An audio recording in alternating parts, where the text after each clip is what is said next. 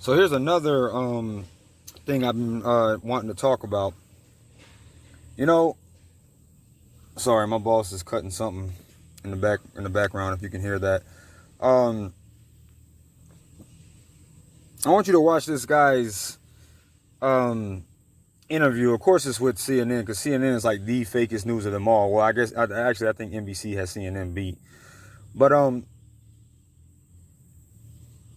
as many deaths are caused every year. They're focusing on so-called automatic weapons and assault weapons and stuff. Even though there is no such thing as an assault weapon. Ask yourself why they're not regulating handguns as much. Because they always got to have a reason why they're regulating these automatic weapons and things like that. Because I'll give you one guess. Oh no, I want to ask you a question. Why do you think they're focused on these guns? I'll tell you why. Because the tyrannical government is not worried about a militia carrying handguns. You have all of these fake grieving parents, and you can get mad all you want. I know some of you guys are. You're going to be like, oh my God, I can't believe he said this. Like Mr. Parker, who supposedly lost somebody in the HOOK shooting. And right before he comes on to give his little speech about, who he lost, he's laughing. And some people might think, well, people grieve differently and it's not a big deal and so on and so on. So if it's not such a big deal, then why did they scrub it basically from the net, from YouTube and everything else? It's hard to find that. It's also hard to find all of the other videos that are proving a lot of these SHOOTINGS when they first came out, because YouTube wasn't regulating like it's regulating now. There were plenty of people making plenty videos of all these so-called SHOOTINGS. So I want you to ask yourself this question. If you're a grieving father, like this man right here that I'm about to show you supposedly is, would you be grieving in such a way? Would you be acting like this? And then he did just what I said they were going to do. Whatever. I got a feeling they're going to do another T attack. I'm trying to speak in code here. So they can bring up 911 again. Just like I told you guys yesterday, how they always bring up something in the past and say, when is this madness going to stop? When are we finally going to do something about this? Oh my God, don't you remember? We didn't do anything about this, and we're just going to sit here and not do anything about this now. How many more things need to happen? That's the same thing this guy does, and he brings up the HOOK, which we all know the truth about that, unless you're really that brainwashed. And then ask yourself, if you lose your whole family,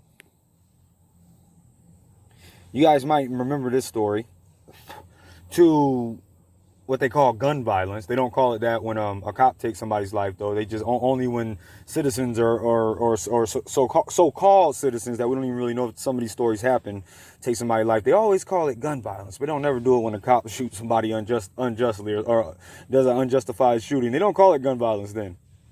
How stupid are the sheeple today? I guess as stupid as they've always been. Fooled by magic, which is the art of illusion.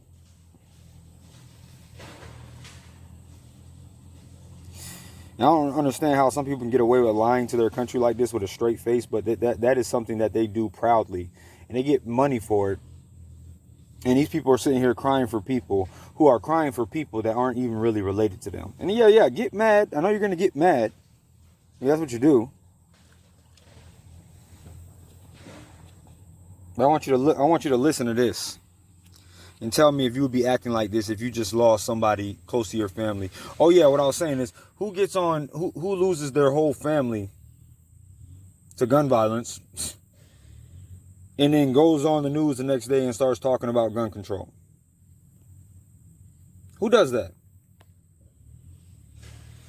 And the way that they're using a lot of these children, you can tell these are not even their own thoughts by the way they speak, because children their age do not speak in such ways. So check this out and tell me if you would be acting like this if you lost somebody like this guy claims he did. And get me all you want. Oh my God, I can't believe saying this. Does he have any heart? So. You people are some of the biggest hypocrites on the face of the earth, and nobody cares about, pleasing you. Well, I never cared about pleasing you, but I'm really not about to care about pleasing you from here on out.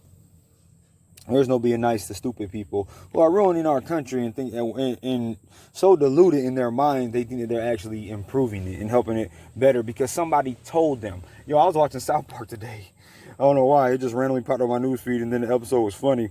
And then Cartman was on there talking about they actually have one where he denies the jab and he refused to get it. But there's this one part when one of his friends, I forgot which one it was, the other guy, Kyle, I think, was talking about 911, and Cartman was like, that was an inside job. And then Kyle was like, no, it wasn't, you moron. And then he was like, so do you believe everything you're told? That was another jab at so-called conspiracy theorists. And the sheeple still don't get it, as they think they're wise and making a difference. They're just, oh man, wackos and Lulus who believe wackos and Lulus on TV. 20-year-old Christopher Martinez. He was in the deli when bullets came flying in. Since then, his father, Richard, has been outspoken. He has been very emotional about the gun laws and politicians he says are responsible for repeated violence. CNN's Kyung La had an opportunity to sit down with Mr. Martinez, who was incredibly emotional. He's our only child. He died on Friday. I'm 61 years old now. I'll never have another child. He's gone.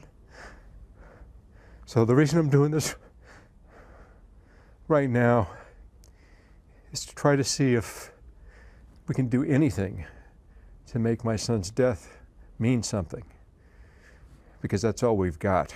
He's not going to grow up to be a man, to work in the world.